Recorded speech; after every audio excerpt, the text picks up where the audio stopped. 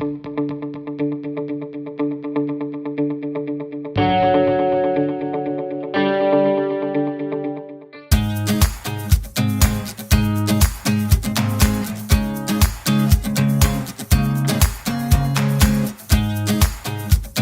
selamat malam semua. Kembali lagi di Selasa Startup minggu ini. Kita sudah bersama Mr. Ash Ali, the first CMO of Just Eat UK. Kali ini kita bakal membahas tentang the unfair advantage.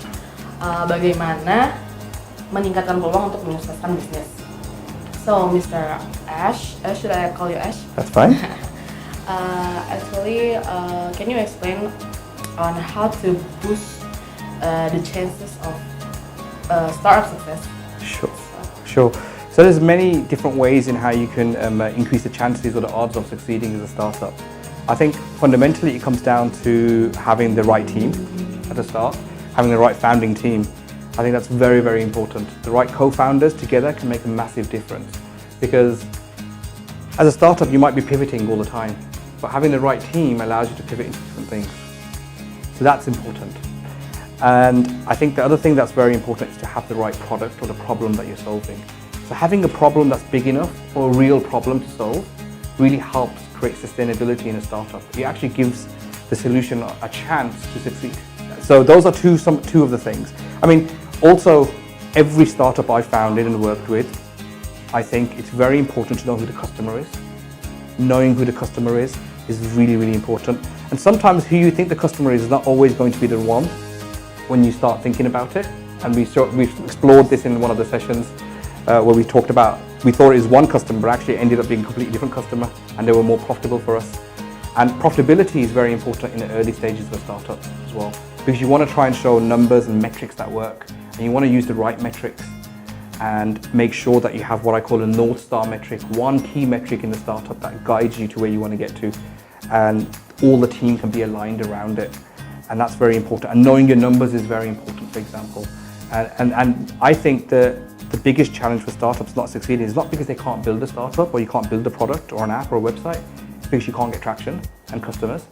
So my philosophy is always to focus on the growth side first and develop the product and the problem solution aspect to it first before you start developing a whole new product. So the growth in terms of customers, in terms of traction, so depending on what type of business you are. So look, if you're a B2B business, it's about getting business customers. If you're a B2C business, it's about getting more consumers. If you're a social commerce project, it's about getting social impact. So it all depends on what type of business you are and what metric you want to use to define what growth is for you. And that needs to be independent. There's some standard ways of defining what growth is for certain companies, but a lot of the times you can actually create your own North Star metric around the growth of a business, and you'll know what that is in your company. Okay, that's some ways. You were mentioning about the unfair advantage Yes. in the startup. Can you share the experience of the unfair advantage that happened to you? Sure. So I think that every startup needs an unfair advantage to really succeed. Yes. And the unfair advantage is something that can't be copied or bought. In the world of startups, it's very easy for another startup to copy what you're doing. If you haven't got an unfair advantage, then you're going to lose the opportunity of market share.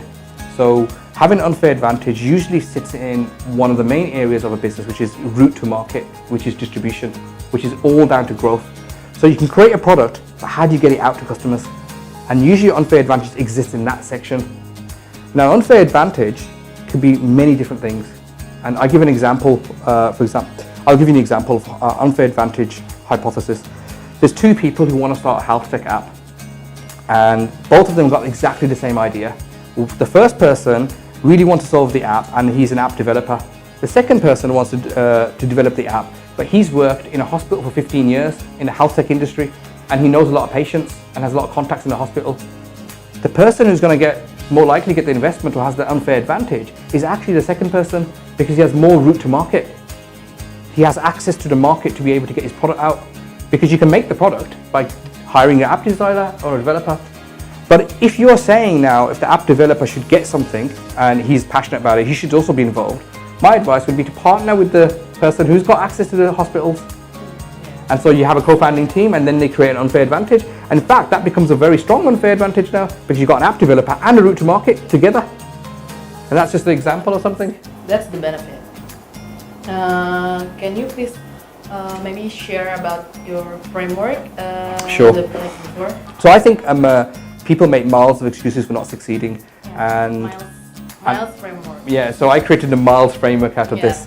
And the miles framework is, the first part of the miles framework is an acronym. So M is money, I is intelligence, L is location and luck, E is education and expertise, and S is status. And all these pillars of the miles framework allow you to understand and have a lens to look at your own success and other people's success and analyze yourself to see what you have going for you.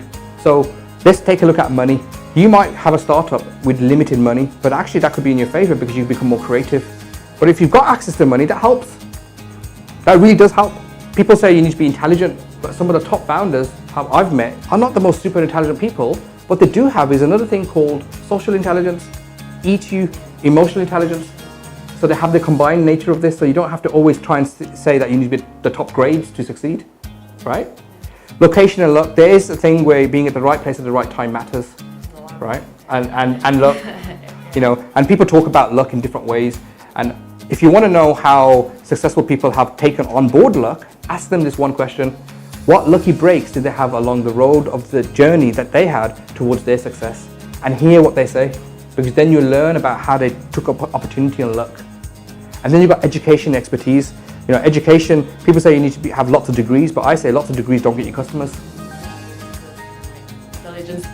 Exactly. But also I think that education shouldn't stop at university. I think you should just self-educate yourself and continue educating yourself, and that becomes more important. And expertise, building an expertise in a skill set that is required for the world is also very important, and developing that is important too.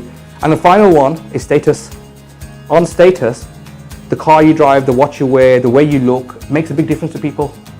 And that's very much of an external world example of status. But what I say is that it's your inner status that matters more. What you talk about yourself inside your brain and the stories you tell yourself of who you are is more important than what the world thinks you are. Okay, so that's the important one. Keep self-educate yourself. Okay, that's a wrap of our discussion. Thank you, Mr. As. Thank you very much. Ya, sekian Selasa Startup kita hari ini. Sampai ketemu di Selasa Startup selanjutnya.